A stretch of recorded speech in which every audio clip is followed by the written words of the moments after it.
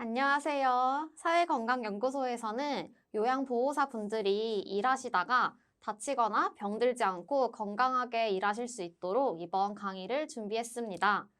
오늘은 문명국 선생님을 모시고 요양보호사 분들이 많이 겪는 근골격계 질환을 이해하고 또 예방하는 방법을 배워보도록 하겠습니다. 선생님, 네, 안녕하세요. 안녕하세요. 반갑습니다. 네. 간단하게 네. 자기소개 좀 해주시겠어요? 네, 반갑습니다, 여러분. 저는 지금 인천 청운대학교에서 학생들을 가리키고 있고요.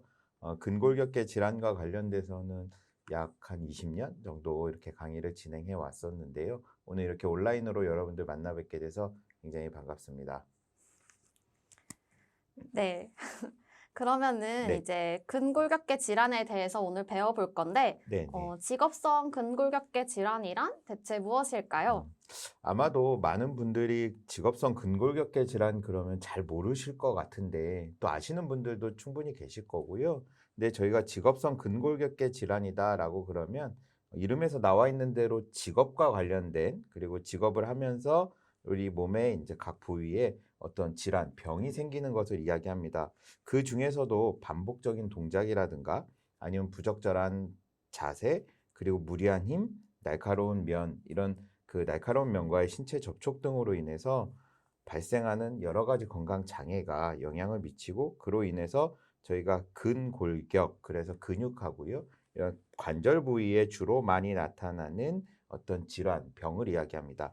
근데 제가 이렇게 설명드렸는데 잘 모르시겠잖아요. 네. 너무 어렵고 복잡합니다. 그래서 저희는 흔히 직업성 근골격계 질환을 골병이다라고 표현을 합니다. 골병 그러면 이해가 좀 쉽게 되시죠? 네네. 골병 네. 든다라고 많이들 말씀을 하시죠. 네. 그러면은 이 근골격계 질환이 일어나는 이유가 무엇일까요?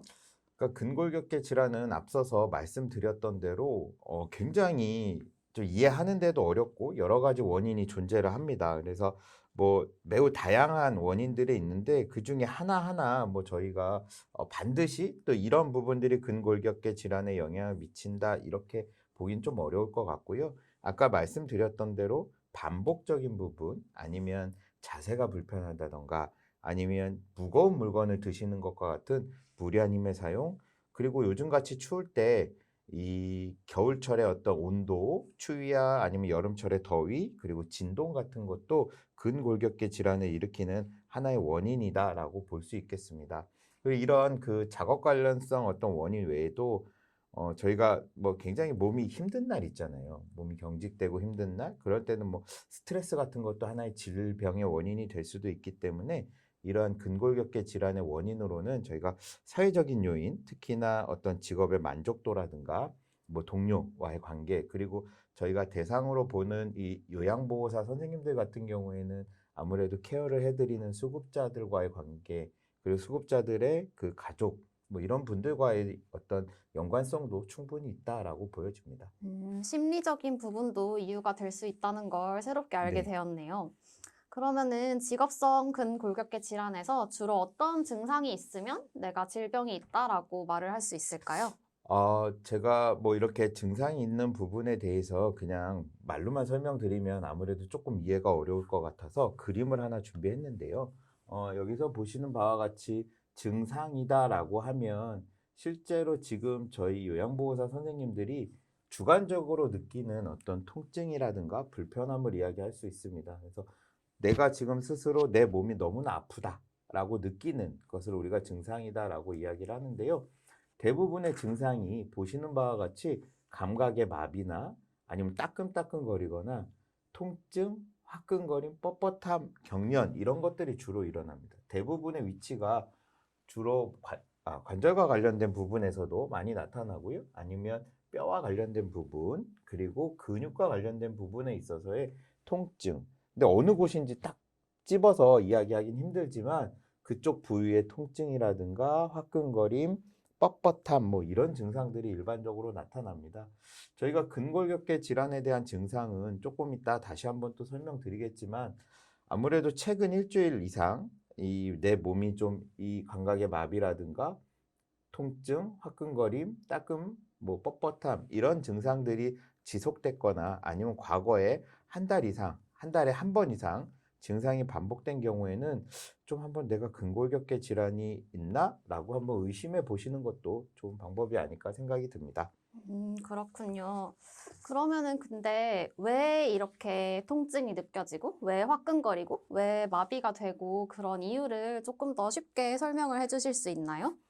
아, 네, 말씀드리겠습니다. 제가 이 근골격계 질환 설명을 드리다 보면 우리가 쉽게 이해할 수 있는 부분이 뭐냐면 만약에 이만한 두꺼운 철사가 있다라고 저희가 가정을 해보겠습니다. 선생님 만약 이거를 한번 잘라 보시겠어요? 꺾으실 수 있으시겠어요? 아니요. 네. 이건 꺾기가 네, 만약에 어려운데요. 이 정도 두께의 철사가 있다. 얘를 두 동강을 내야 한다라고 하면 도구가 있으면 쉽게 할 수 있겠죠. 저희가 철사로 자르거나 아니면 뭐 얘를 뭐 망치 같은 걸로 펴서 할 수 있겠지만 그렇지 않다면 제일 쉽게 할 수 있는 방법이 어떤 걸까요? 전 잘 모르겠네요. 아무래도 얘를 휘는 방법이 있습니다. 그래서 처음에 아, 한쪽으로 휘었다가 그 다음 반대쪽으로 다시 돌려서 또 휘고 왔다 갔다 휘었다를 반복하다 보면 얘가 어느 순간 두 동강이가 납니다. 음, 근데 중요한 것은요. 얘를 왔다 갔다 하는 과정에 가운데 부분, 그 힘을 많이 받는 부분이 점차 얇아지고요. 그 부분이 뜨거워지게 됩니다. 열이 발생을 하고 어느 순간 끊어지는 거죠. 우리 몸에 있는 근육하고 인대 부위도 마찬가지예요. 너무나 많이 반복해서 왔다 갔다 하다 보면 그 부위가 아까 우리 증상에서와 같이 뻣뻣해지거나 아니면 얇아지거나 그리고 그 부분에 화끈거림의 열 증상이 있고 그러다가 너무나 심해질 경우에는 우리가 뭐 인대 파열 아니면 근육 파열 이런 것과 같이 파열의 증상까지도 일어날 수 있다라고 하는 것이죠. 아, 네, 그렇군요. 요양보호사 분들은 확실히 팔도 많이 굽혔다 폈다 하시고, 또 허리도 많이 굽혔다 폈다 하시고, 뭐 무릎도 그렇고, 이렇게 구부렸다 폈다를 많이 하시다 보면 근골격계 질환을 많이 겪으실 수밖에 없는 것 네. 같아요. 그러면은 선생님, 네. 근골격계 질환에는 단계가 있다고 네, 하는데, 각 네. 단계별로 증상을 좀 설명해 주시겠어요? 네, 그 증상은 설명드리도록 하겠습니다. 증상은 크게 저희가 근골계 질환의 단계는 세 단계로 이야기할 수 있습니다. 제가 차트를 준비했는데요. 차트를 보면서 설명드리겠습니다. 먼저 1단계는요. 작업하는 동안에만 통증이 발생을 합니다. 저희가 일상생활을 할 때는 크게 그 부위가 아픔이라든가 여러 가지 증상을 보이지 않고 있다가 일을 하는 동안에 이제 왜냐하면 그 부위를 많이 쓰게 되는 경우에 발생을 하고요. 대개 이제 돌아가시거나 아니면 주말에 좀 쉬시는 경우에는 통증이 없는 경우를 우리는 1단계라고 볼 수 있겠습니다.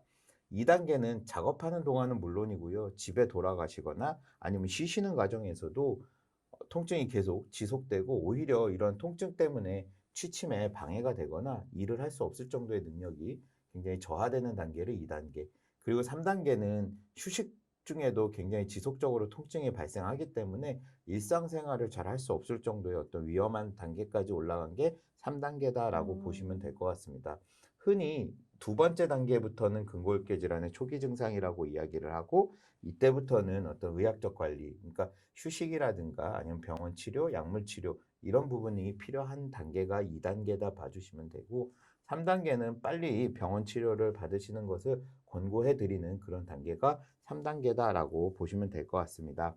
각각의 단계별 어떤 증상의 정도를 보시면 1단계는요, 통증이 좀 있다가도 쉬거나 아니면 저희가 뭐 일을 안 하시거나 하신 경우에는 귀가 후에는 좀 괜찮아지는 경우거든요. 그러다가 2단계로 접어들게 되면 쉬는 경우에도 계속해서 통증이 있어서 통증의 발생 빈도도 굉장히 잦아지게 되는 그런 경우가 나타나고 이후에 3단계 가시면 너무나 그런 아픔 정도도 굉장히 심하게 나타나는 경우다라고 봐주시면 되겠습니다.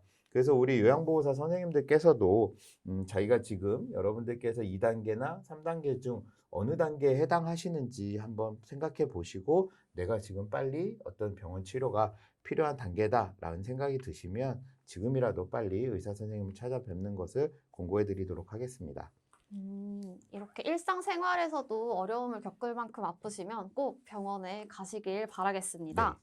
네. 그러면은 요양보호사분들이 일하다가 어떤 것들이 자기한테 이 근골격계 질환을 유발하는 요인인지 이런 요인들을 스스로 알아내야 하는 건가요?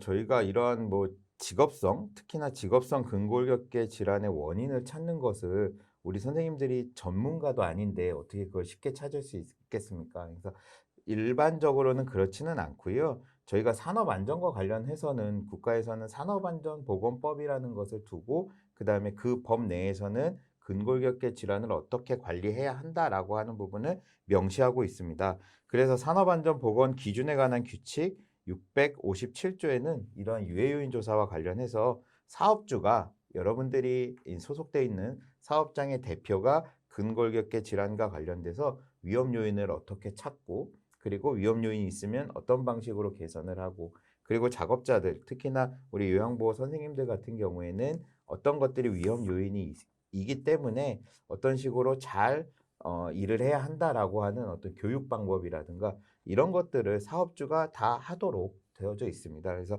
그런 부분들을 다 종합적으로 이렇게 수행을 해야 하는데요. 실제로 이건 매 3년마다 반복적으로 수행을 해야 하고 그다음에 이 법이 통과된 지도 거의 10년이 넘었습니다. 근데 아직까지 잘 모르시는 분들이 많이 계셔서 저희가 이런 교육을 통해서 여러분들께서도 우리 사업장이 이런 근골격계 질환 유해요인 조사를 했는지 안 했다면 대표님들을 통해서 사업자 대표를 통해서 근골격계 질환 유해요인 조사에 대한 부분을 한번 이야기해 보시는 것도 하나의 방법이다라고 볼 수 있을 것 같습니다. 저는 처음 알게 되었네요. 이게 사업주가 이 근골격계 질환 위험 요인들을 3년마다 조사를 네. 해야 된다. 이런 건 정말 꼭 알아두어야 할 정보라고 생각이 되네요. 네, 우리 선생님들이 솔직히 이 근골격계 질환 유해인 조사는 일하시는 분들의 권리거든요. 우리가 이 권리를 통해서 올바른 권리 활동을 누릴 수 있도록 실제로 많은 홍보도 있어야 되고 교육도 있어야 되는데 아직까지 그러지 못한 점은 좀 다소 아쉬운 부분이다라고 볼 수 음. 있겠습니다. 네, 법이 있는 만큼 법대로 잘 지켜졌으면 네, 참 좋겠습니다. 네, 그러면은 뭐 이렇게 몸을 많이 쓰시는 직업들이 있잖아요. 뭐 네. 환경미화원도 있고, 뭐 건설 현장에서 노동하시는 분들도 있고, 그런 분들에 비해서 요양보호사 분들이 근골격계 질환을 또 더 많이 호소하신다고 네. 들었는데 맞나요? 네, 맞습니다. 그래서 실제로 몸을 이용을 해서 굉장히 많은 일들을 하시는 뭐 말씀하셨던 환경미화원 분들이라든가 아니면 간호사 선생님들, 저희 또 요양보호 선생님들하고 또 비슷한 일을 하고 계시는 뭐 그런 분들 같은 경우에 통증 호소율이 타 업종에 비해서 굉장히 많이 높은 편입니다. 그래서 예전에 연구에 의하면 환경미화원 분들은 100명 중에 79명이 내가 한 부위 이상, 특히나 목이나 어깨, 허리, 무릎 이런 부위 중에서 한 부위 이상 아프다라고 호소한 인원이 79.1%, 그러니까 100명 중에 79명 정도였고요. 그다음에 건설 현장에 계신 분들이 67명 정도, 67% 정도였습니다. 병원에 일하시는 간호사분들도 71%였는데요. 하지만 요양보호사분들은 이게 2011년도 자료이긴 합니다만 98.1%가 다 나는 한 부위 이상 아프다라고 하셨기 때문에 뭐 다 전체적으로 굉장히 많이 지금 이런 통증에 많이 노출되어져 있는 게 아닌가라는 생각이 듭니다. 그래서 다른 업종에 비해서도 굉장히 월등히 높은 증상 호소율을 보이고 있습니다. 음, 정말 요양보호사분들이 몸에 꽤 무리가 많이 가는 업무를 하고 있다는 게 많이 잘 네. 알려졌으면 좋겠네요. 네. 네, 그러면은 요양보호사분들께 또 특히나 많이 나타나는 질환의 종류가 어떤 게 있을까요? 네, 앞서서 말씀드렸다시피 요양보호사 저희 선생님들 같은 경우에는 이런 통증 호소율이 굉장히 높은 편입니다. 그중에서도 보시면 허리라든가 어깨 부위의 통증을 상당히 많이 아프다라고 하고 계신데요. 일반적으로 저희 근골격계 질환이 많이 나타나는 어떤 부위는 시설이나 뭐 제가 요양보호에 따라서 좀 특징별 차이가 좀 있을 수는 있는데 대부분 다 불편한 자세 때문에 그렇습니다. 불편한 자세다라고 하면 주로 이제 수급자들이 바닥에 누워 계시는 경우가 많거든요. 제가 같은 음. 경우에. 그렇다 보면 그분들을 한 번 더 쳐다보고 그분들이 필요한 케어를 하기 위해서는 허리를 과도하게 숙인다든가 아니면 무릎을 꿇고 일어났다 앉았다를 반복해야 되는 그러한 경우들이 많이 발생할 수 있거든요. 그러한 경우 때문에 근골격계 질환에 대한 어떤 위험도도 상대적으로 많이 높아진다라고 볼 수 있겠습니다. 네, 그렇군요. 또 저는 뭐 컴퓨터를 많이 하고 이러다 보니까 네. 이렇게 손목이 가끔씩 아픈데요. 이 네. 손목이 아픈 것도 근골격계 질환이죠. 네, 네, 맞습니다. 이거를 좀 어떻게 내가 근골격계 질환이 있다라고 체크해 볼 수 있는 방법이 있을까요? 네. 흔히 선생님처럼 이렇게 손목이 좀 아프다라고 하시는, 그러니까 직업 때문에 손목이 많이 아프신 분들은 저희가 손목관 증후군이라든가 아니면 손목 건초염 이런 증상을 좀 의심할 수 있는데요. 쉽게 손목 건초염을 확인할 수 있는 그런 방법이 있습니다. 저희 선생님들께서도 한번 같이 따라해 주시면 좋을 것 같은데요. 방법은 이렇습니다. 저희 엄지손가락을 안쪽에다 놓고요. 그다음에 네 손가락으로 얘를 다 이렇게 감싸 줍니다. 그리고 정면으로 팔을 쭉 뻗은 상태에서 새끼손가락 쪽으로 살살살살 내리다 보면 저희 이쪽 두 부위, 그러니까 음. 가운데 뼈가 튀어나와져 있는 이 안쪽 부위, 이 부위를 중심으로 해서 통증이 굉장히 심하게 느껴지시는 분들이 있으세요. 그런 분들 같은 경우에는 우리가 어떤 손목의 건초염을 좀 의심할 수 있는 그런 간단한 어떤 체크 방법이 있기도 합니다. 네, 저도 해 보니까 네. 조금 여기가 땡기네요. 네. 네. 그러면은 이렇게 건초염 증상이 있으신 분들은 뭐 이걸 어떻게 조금 개선시키거나 예방할 수 있는 방법이 있을까요? 네, 일반적으로 저희가 이제 염증성 질환이다라고 하는 부분에 있어서는 뭐 간단한 소염 진통제라든가 아니면 효소제 같은 것들을 통해서 한 일주일 정도 약을 복용하시면 쉽게 나아질 수 있습니다.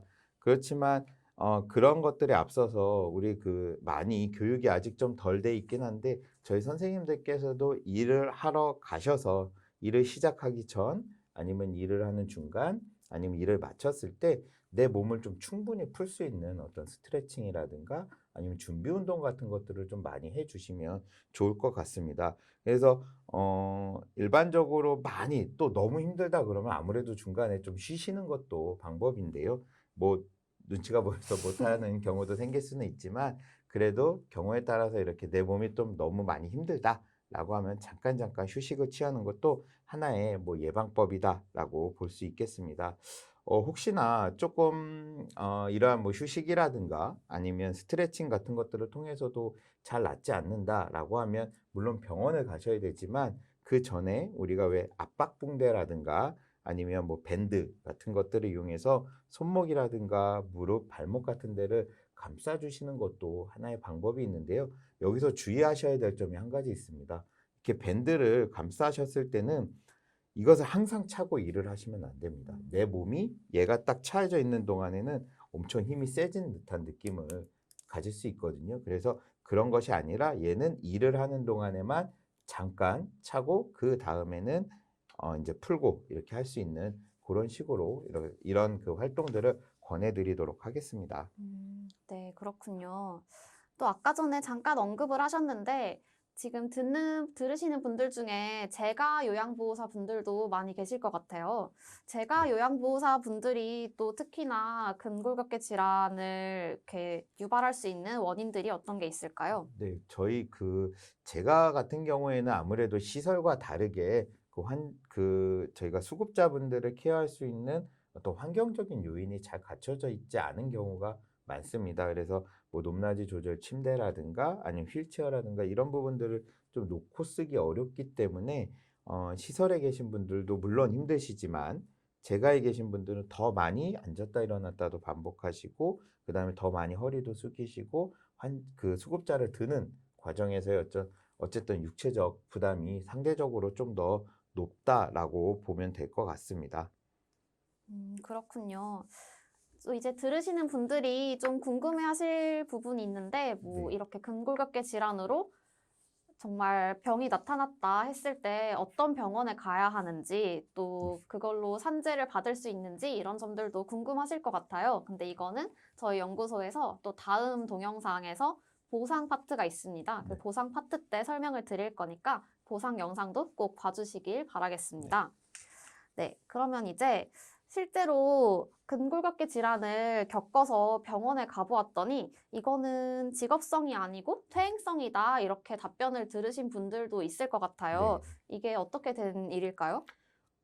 일단 퇴행성이다라는 말 자체가 그 시간의 흐름에 의해서 그러니까 저희가 이제 나이 듦에 의해서 자연스럽게 나타나는 변화입니다.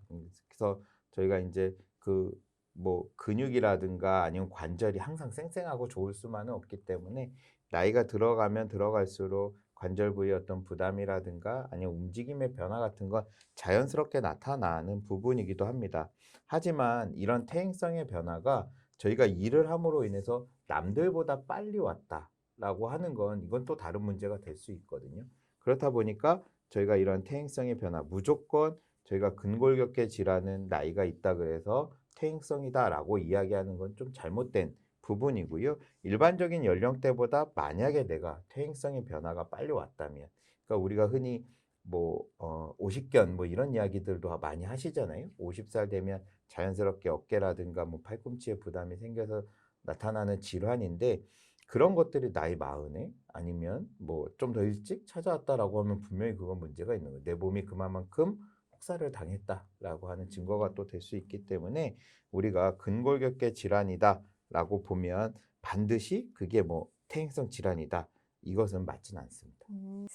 그런데 말씀하신 걸 들어보니까 요양보호사분들이 많이 하시는 그런 행동들, 뭐 무릎을 굽히고 허리를 굽히고 쪼그려 앉고 이런 행동들이 근골격계 질환을 유발하는 그런 요인이 되는데 그런 걸 안 하고 싶다고 안 할 수 있는 게 네, 아니잖아요. 맞습니다. 직업적으로 그 일을 하셔야 되는데 네. 그럼 이걸 어떻게 해야 좀 더 몸에 무리가 안 가게 할 수 있을까요? 네, 말씀하신 바처럼 저희는 이를 통해서 생계를 이루어 나가야 하기 때문에 아프지 않고 건강하게 일하는 건 상당히 중요한 부분이다라고 생각이 들어집니다. 그래서 아프면 빨리 치료받고 충분한 휴식 취하는 게 상당히 중요하고요. 그리고 편안하게 일하고 즐겁게 일할 수 있는 환경을 만드는 게 중요하다라는 생각이 듭니다. 그렇기 때문에 저희가 이러한 그 근골격계 질환 예방과 관련돼서는 산업안전공단이라든가 저희 뭐 다른 어떤 연구하시는 분들은 주로 인간공학이다라고 하는 학문을 많이 적용을 시키고 있는데요. 이 인간공학의 경우에는 작업자, 사람을 중심으로 해서 그 사람이 어떻게 하면 좀 더 편안하게 일을 할 수 있을까? 그리고 어떻게 하면 그 사람들이 힘들이지 않고 일을 할 수 있을까? 마지막으로 즐겁게 일할 수 있을까? 이 세 가지의 관점을 가지고 연구를 진행을 하고 있습니다.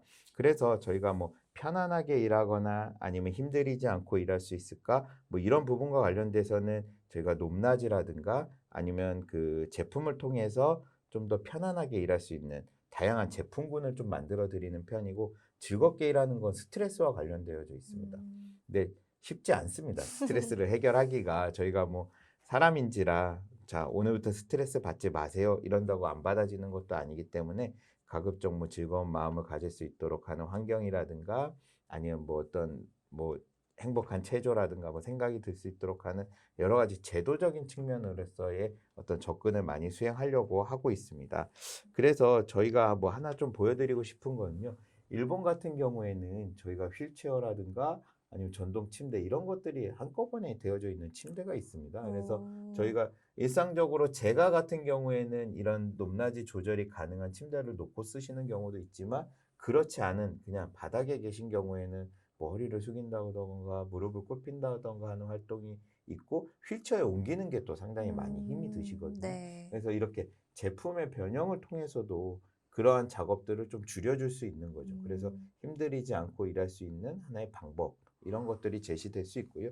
또 다른 예로 아마 저희 재가나 시설에 계신 분들이 많이 하시는 부분 중에 체위 변경이라는 게 있습니다. 그래서 음. 혹시 욕창에 걸리시는 분들이 욕창이 걸리지 않도록 매 시간마다 이렇게 자세를 좀 바꿔주셔야 되는 부분들이 있는데 그런 것들을 좀 쉽게 할 수 있는 어떤 슬립 시트 이런 것들의 제공을 좀 통해서 실제로 일하시는 분들이 좀 더 편안하고 그다음 힘들이지 않고 일할 수 있는 그런 설계 내 몸이 힘들지 않다면 자연스럽게 또 스트레스도 줄어들 수 있는 부분이 있으니까 저희가 이런 부분들을 좀 많이 보급을 했으면 좋겠습니다. 이렇게 다양한 보조 도구들이 있네요. 정말 일본의 전동 휠체어가 침대가 휠체어로 변신하는 건 정말 신기하네요. 근데 이렇게 다양한 도구들이 있는데 이거를 요양보호사분들이 개인이 직접 준비해서 다녀야 하는 건 아닐 거고 이거를 뭐 국가가 지원을 해주고 그런 국가의 역할이 필요하지 않을까 생각이 되네요. 네, 맞습니다. 그 아무래도 이런 그 도구들이나 침대 이런 부분들은 상당히 고가인 경우가 많습니다. 그렇기 때문에 저희 선생님들이 직접 구입을 한다라고 하는 건 상당히 엄두도 못 낼 정도로 상당히 고가이기 때문에 근본적으로는 국가가 이러한 도움을 많이 드리는 어떤 제도적인 부분, 그리고 혜택적인 부분을 만들어가는 게 중요하다라고 볼 수 있겠습니다.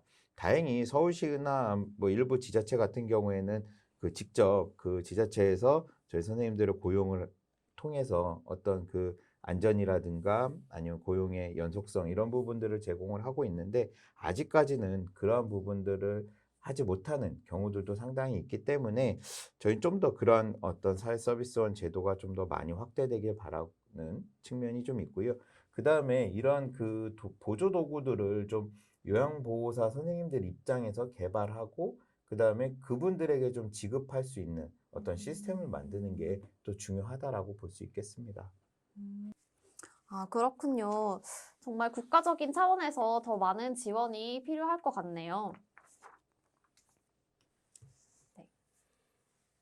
그러면 요양보호사 분들이 실제로 실생활에서 간단하게 할 수 있는 스트레칭 같은 것도 좀 알려주실 수 있을까요? 네, 그 앞서서 말씀드렸다시피 그 저희가 어떤 일을 하는 과정에서 몸을 사전에 풀어주는 건 상당히 중요하고 그리고 핵심적인 부분이다라고 볼 수 있겠습니다. 그래서 제가 그 대구광역시 교육청에서 제공하고 있는 5분 스트레칭 영상을 제공해 그 같이 여러분들과 보면서 한번 운동을 해 보시는 것도 좋을 것 같습니다. 네, 그러면 지금 영상을 잠깐 보실까요? 네. 근골격계 질환은 하루 5분의 체조로 예방할 수 있습니다.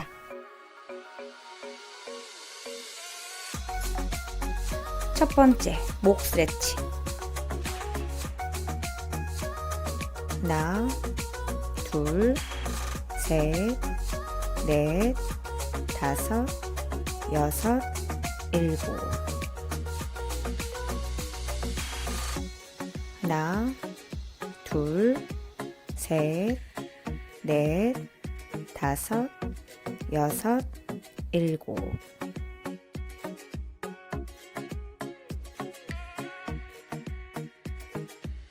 하나, 둘, 셋, 넷, 다섯, 여섯, 일곱.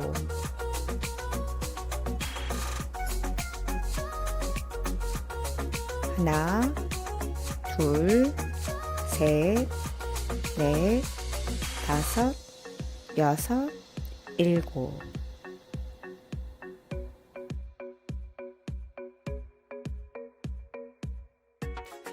하나, 둘, 셋, 넷. 하나, 둘, 셋, 넷. 두 번째, 어깨, 팔 스트레치. 하나, 둘, 셋.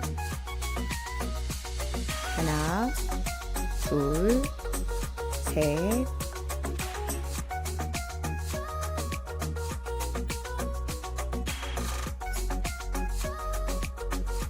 하나, 둘, 셋, 넷, 다섯, 여섯, 일곱.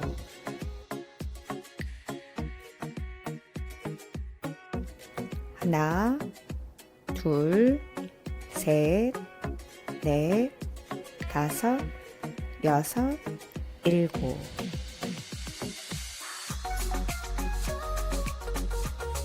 하나, 둘, 셋, 넷, 다섯, 여섯, 일곱.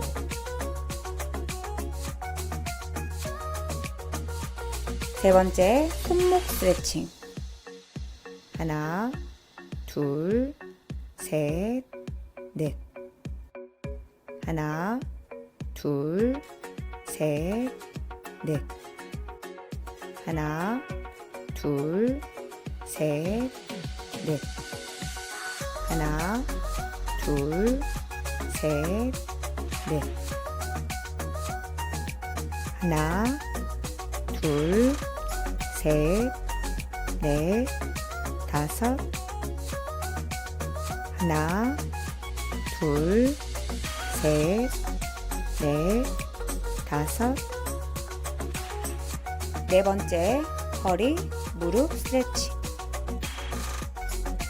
하나, 둘, 셋, 넷, 다섯, 여섯, 일곱. 하나, 둘, 셋, 넷, 다섯, 여섯, 일곱.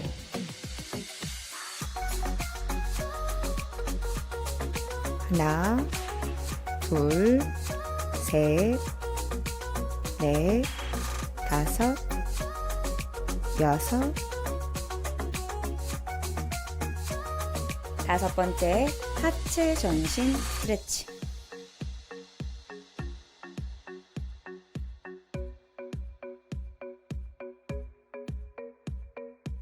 하나, 둘, 셋, 넷, 다섯. 하나, 둘, 셋, 넷, 다섯.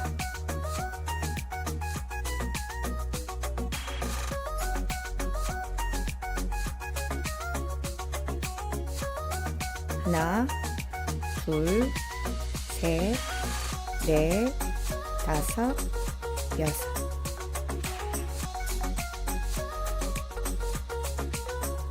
하나, 둘, 셋, 넷, 다섯, 여섯.